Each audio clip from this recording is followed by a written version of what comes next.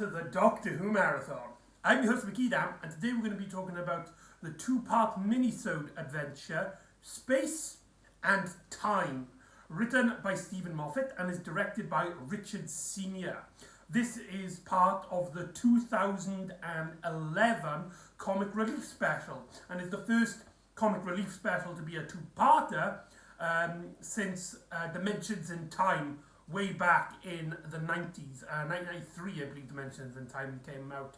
So, almost like 2 or 3 decades from that. So that's pretty unique. It's also the first two-parter to feature just within the TARDIS, going all the way back to the first ever series of Doctor Who with the story The Edge of Destruction. So that is, that's pretty unique for this story.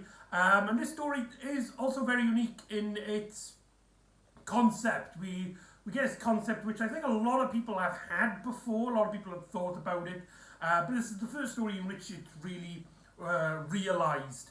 And a lot of people seem to really like this one. There's a lot of fan edits out there which mucks up the continuity, because when you get into the story, it does kind of play around with time a little bit. It's a classic example of Stephen Moffat using the wibbly-wobbly, tiny-whiny aspects of the series.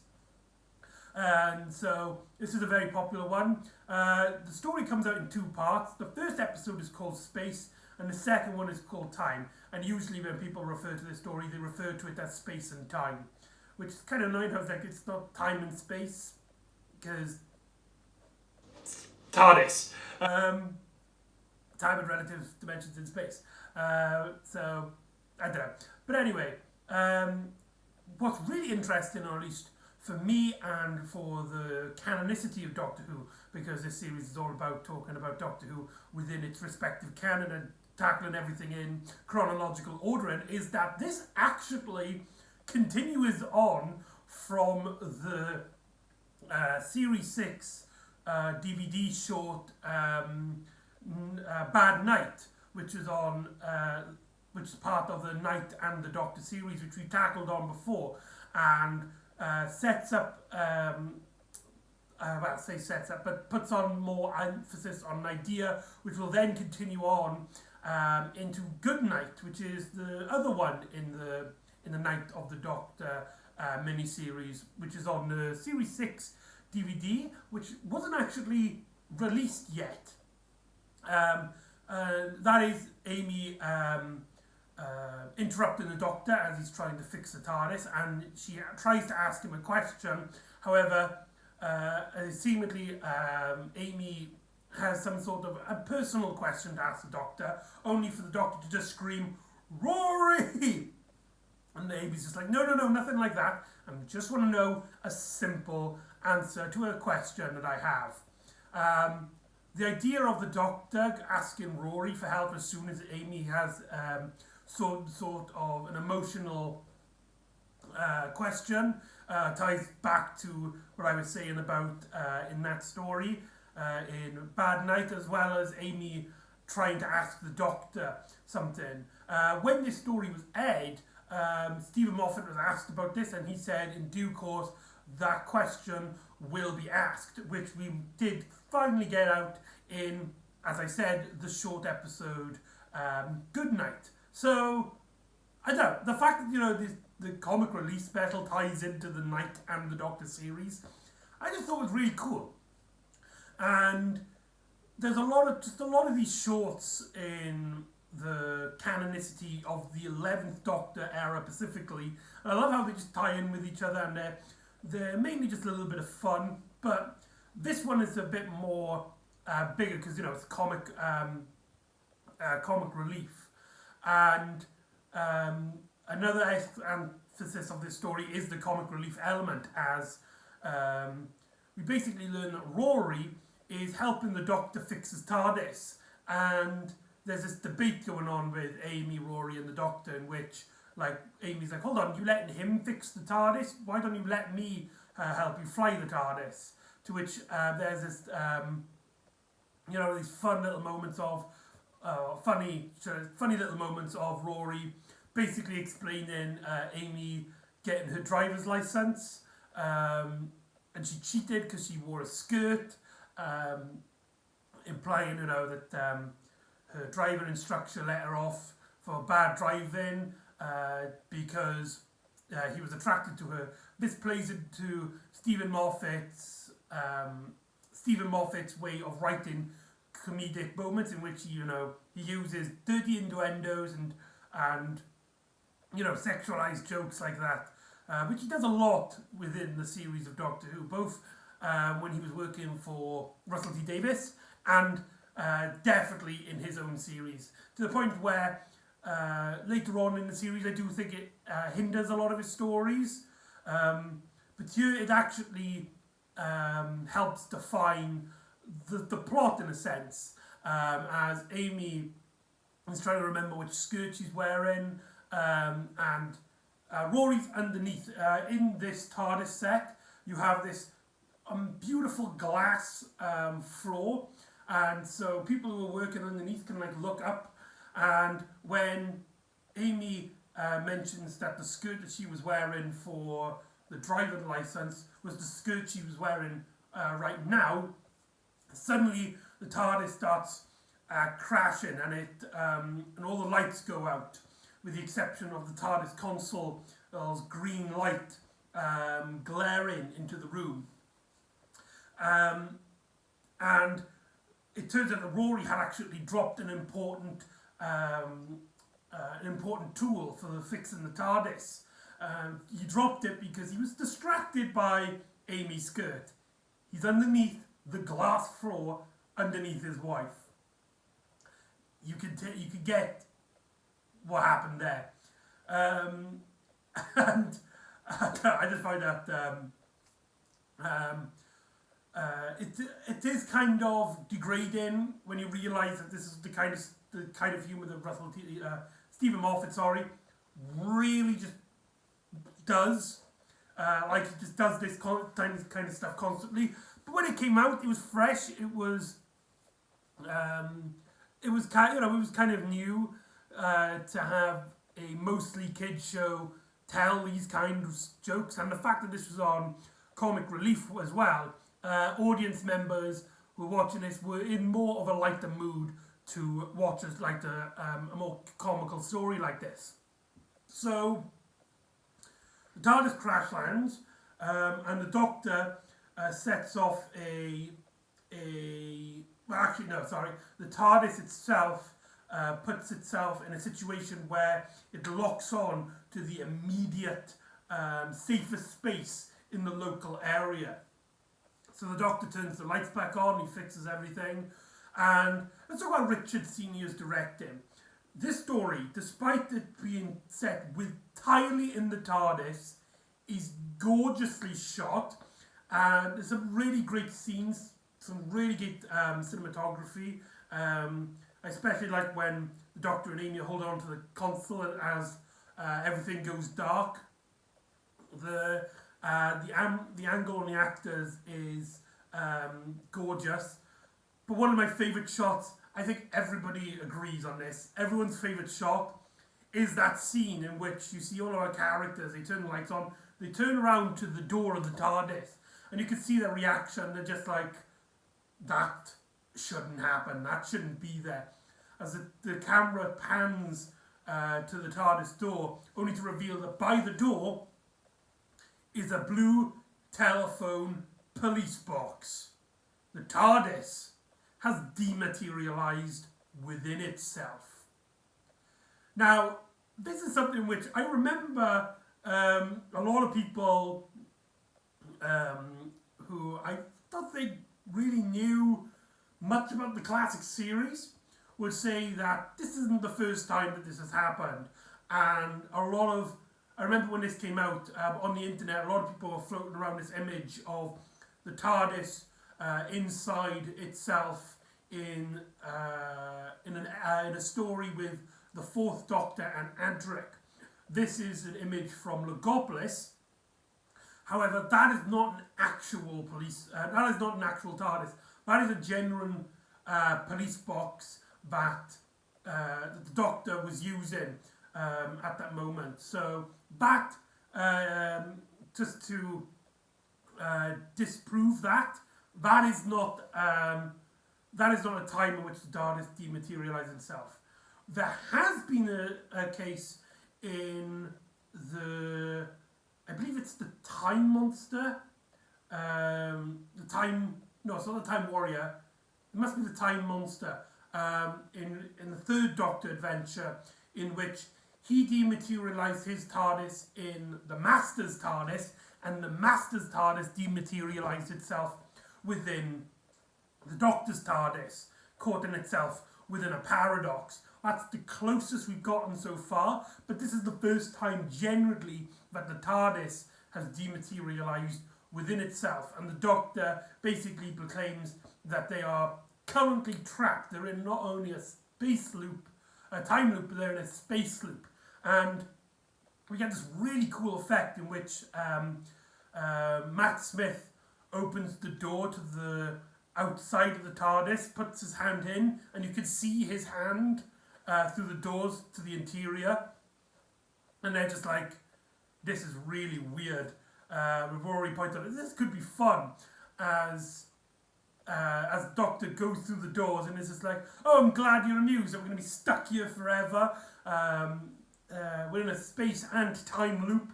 There's no way when you're in a loop like this that you can break free. And then the cliffhanger for this story is the doors to the exterior, to the interior, suddenly opening, and Amy Pond walks out, despite Amy Pond already being near the console, as she proclaims, right then, this is where it gets complicated. A reference to her line at the start of Big Bang, in the two-parter, the Pandorica opens in the Big Bang.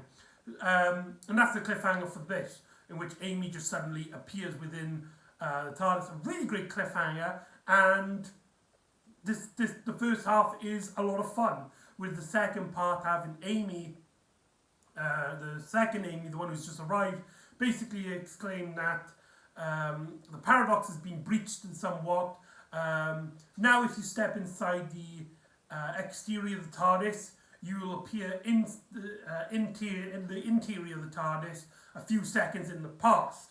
So Amy now has to go into the TARDIS and arrive in the TARDIS in the past to give her that message. To which the Doctor proclaims, okay, when does she do that? After she slaps Rory. Wait, why do I have to get slapped? And then the Doctor proclaims, this is like, well, because we need to keep to the established events. Otherwise, you'll be stuck within the TARDIS forever with two Amy's. Then what are you gonna do? To which you get this like silence. Rory like has an idea that he goes to Amy, and Amy just looks at him and just slaps him across the face. So basically, Rory, you dirty boy, and Amy then has to go into the TARDIS, but before she actually flirts with herself, and the Doctor's just like, oh, Amy and Amy Pond, true love at last, and he just turns to Rory, just like, sorry. Rory's just staring at him with his mouth open, just like, no problem absolutely no problem at all. He's just like, I mean, if anybody had two Karen Gillans, I think they would be in the same situation as Rory at this point, and just be like in awe of how stunning these women are. But like I said, this kind of humour does kind of get greater when you know that Stephen Moffat just constantly relies on this kind of stuff. But like I said, for the time being, it was a lot of fun, and it's all done in a light tone. So the younger Amy goes inside the TARDIS, as the older Amy is now the main Amy again. She goes to the Doctor and is just like, okay, now what? Well, now we got to like figure out something in. As Amy and Rory suddenly just walk into the TARDIS yet again, so now there's double of both, as they basically it's just like, right, you just told us to get inside the TARDIS, and he says like all of this wibbly wobbly tiny whiny stuff with Rory. It's like, do I have to remember all that? It just kind of comes to you as the Doctor then sends Amy and Rory inside the exterior of the TARDIS. So it's like a really wibbly wobbly tiny whiny, and this is what I meant about like fan edits. A lot of people have extended this story so that like it'll extend longer, so you follow one version and it repeats the same scene again for a little bit, and it can do that. You could also theoretically just take a bit of this story and just make it into an infinitely long episode of our characters just constantly repeating after each other. Because, you know, that's how time loops work. There's no real end to it. Where was the beginning?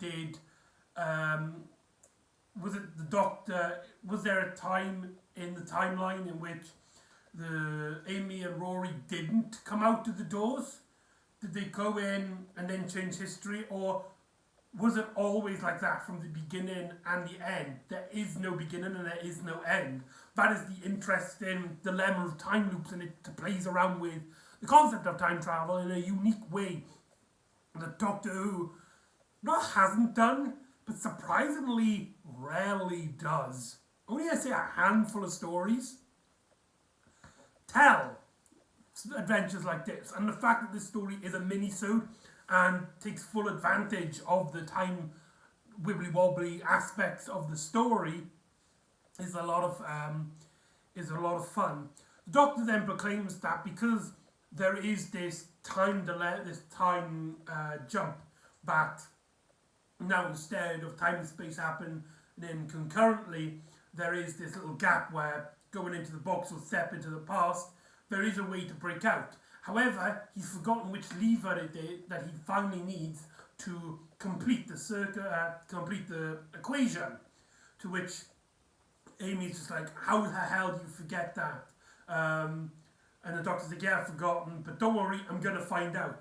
As suddenly the Doctor walks into the interior as he proclaims the wobbly lever. The Doctor activates the wobbly lever and runs inside the TARDIS, and it dematerializes, as now they're in conceptual space, they're in real space.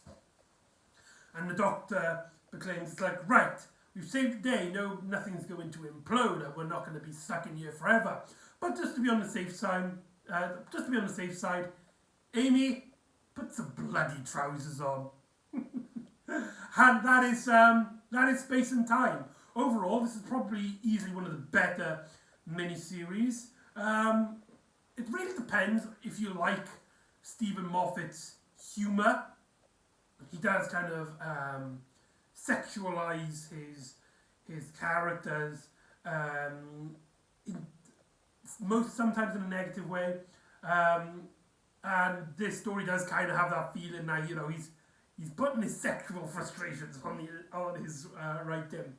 But I feel like you can, with this story, take a much more lighter heart going into this, and you can come out of this story with a much more lighter feel. It is funny.